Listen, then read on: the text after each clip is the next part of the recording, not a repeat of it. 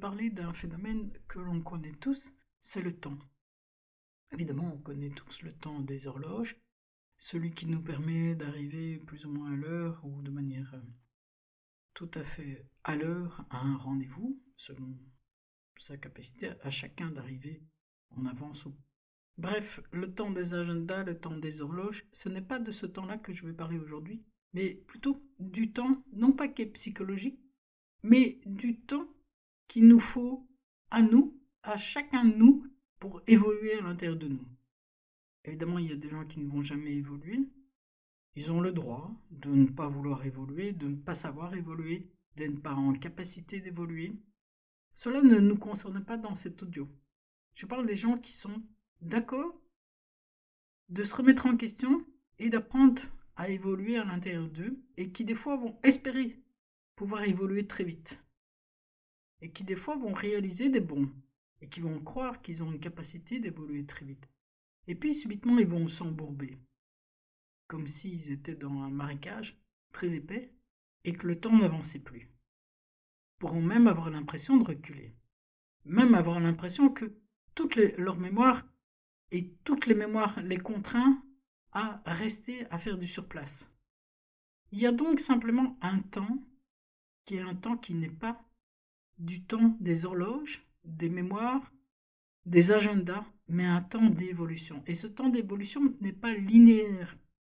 C'est-à-dire qu'il n'a pas de capacité à être dit qui serait toujours en s'accélérant. Non. C'est un temps qui est marqué autant par l'aspect psychologique, physiologique et aussi physique. Et donc cela va influencer de manière directe dans son évolution. Le temps est un facteur qu'il est impossible à assurer à une personne. Et c'est pour ça que souvent en séance je dis chacun a son rythme. Et c'est un rythme qui est fait à la mesure de chacun. Et chacun a sa mesure.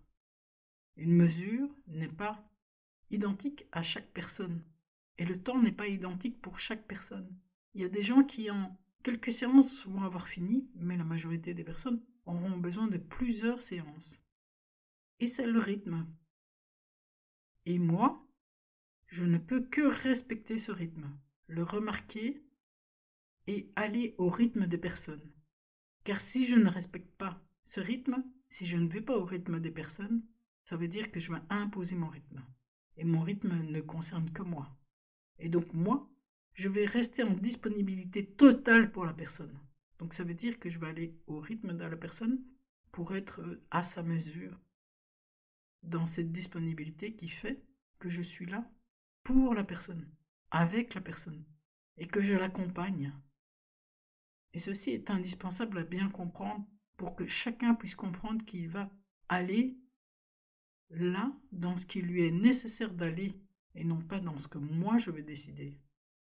Car évidemment, on vient en séance de thérapie pour évoluer et cela sera fait.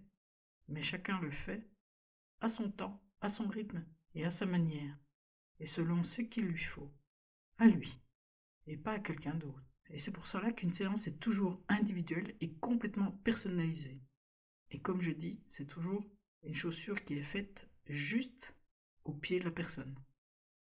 Pas une chaussure standardisée, non. Une chaussure complètement et individuellement personnalisée pour que la personne puisse à nouveau remarcher à son pas, un pas correct et qui lui assure une bonne fiabilité.